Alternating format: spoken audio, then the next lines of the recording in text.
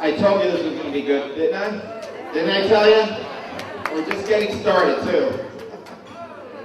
Let me tell you something. I just want to say one thing before we introduce our next speaker, which I will be introducing, and that is that Ronald Reagan once said, and I'm paraphrasing, that if we as Americans just follow the 10 Commandments, that's it.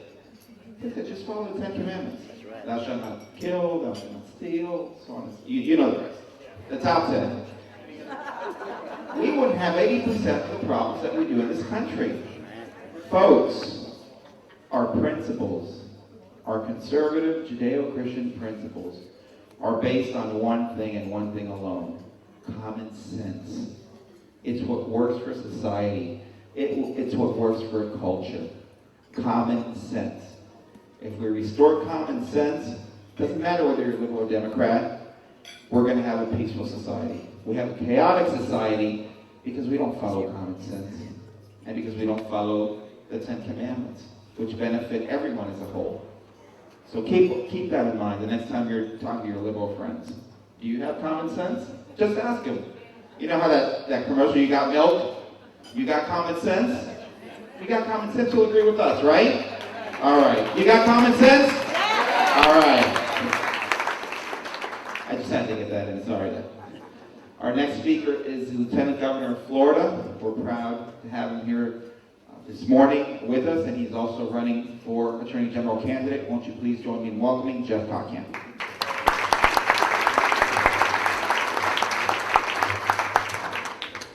Thank you. Buenos dias. Good morning. It's great to be with you. I thought I would just introduce myself just a little bit and talk about how important this race is. I have a son, a 5-year-old Jackson. My wife and I, Cindy, have been married for 15 years. I am a born-again Christian and very proud to say that publicly everywhere I go.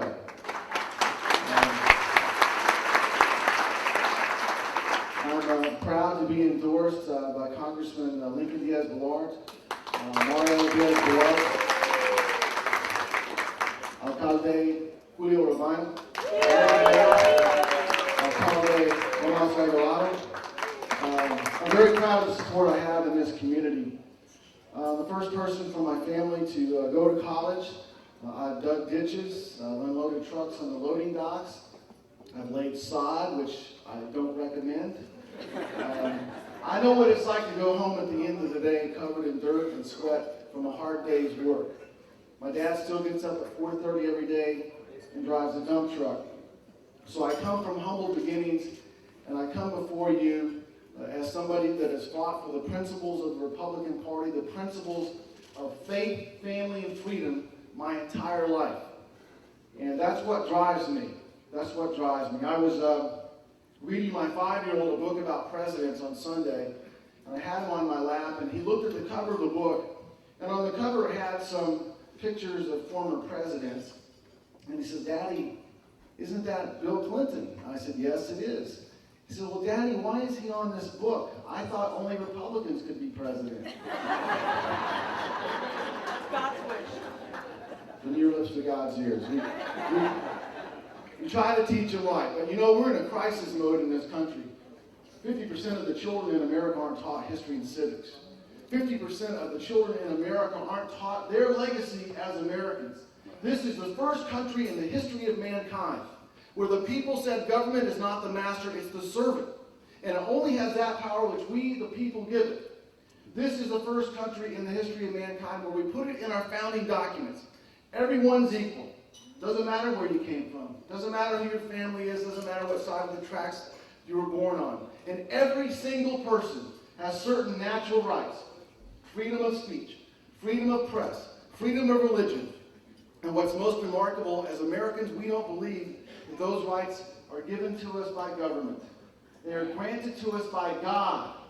That's why this country is the greatest country that ever exists. It is why people have come to the shores of this country since the Pilgrims landed at Plymouth Rock until today. That's why Ronald Reagan called us the shining city on a hill. People know that they come here. They can use their God-given talents, work hard, and be all they can be. And all of that is at stake. It's always been part of the great American legacy that we could have a better life here, but even more importantly, our children could have even greater prosperity and greater freedom. But if we don't act in this election cycle and the next, this may be the first generation of Americans where that is not true. The stakes are so high. When we talk about the Attorney General's race, in most cycles this may not mean a lot to you. But in this one, it's the most important Attorney General's race in the history of Florida. Think about what the next Attorney General inherits. Florida's legal challenge that General McCollum has led the country in fighting Obamacare. Now, this is not a lawsuit about health care. It's about freedom and about whether or not the Constitution means what it says, whether or not the 10th Amendment means what it says, whether or not we as a people will draw a line in the sand and say to the federal government, enough is enough. We're not letting you get further and further and further into our daily lives. I've taken on the federal government. I've been licensed to practice for 22 years. I've taken on the federal government in federal court and won, and I'm not afraid of this fight. I look forward to it. The stakes are so high. And you saw just what happened in California. That's coming to us too. I've already spoken out. I'm going to ask that our state join the fight to defend traditional marriage. We've got to defend the family.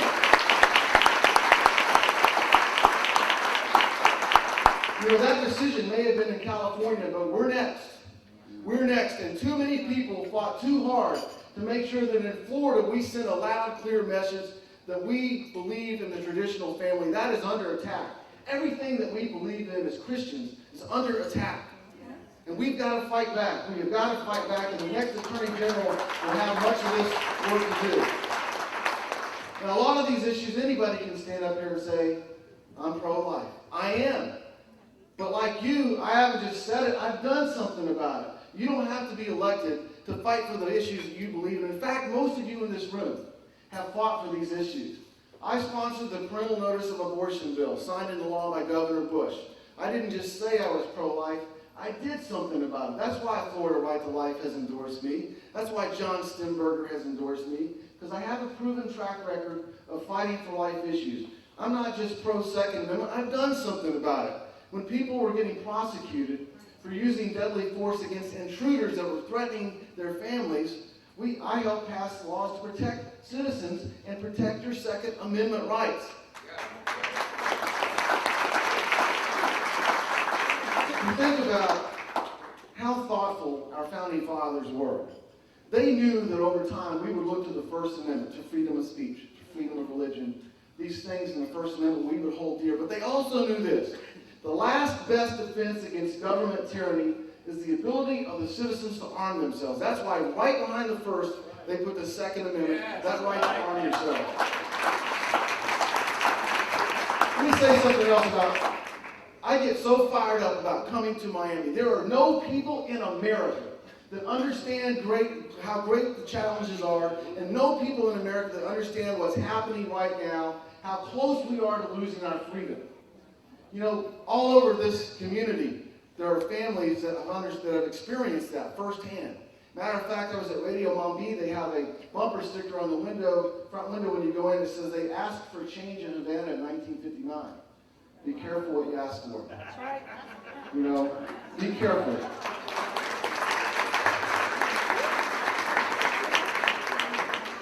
You know, Ronald Reagan gave a speech in 1964 called A Time for Choosing. The country had two very clear paths it could choose back then, and we chose the wrong path. The path of bigger government, higher taxes, looking for governments for solutions. We're still paying for that today. But as you sit in this room, in this moment in history, this is our generation's time for choosing. The decisions that we make in the next two election cycles will determine the fate of this country for the next 50 to 100 years, if not forever. The stakes are that high. The stakes are that high. Let me just close with two things. Well, often you'll hear a politician, usually a Democrat politician in Washington, D.C., say, I'll fight for the regular guy. I'll fight for the average citizen, the ordinary citizen. I'll tell you something. I'll never say that. And here's why.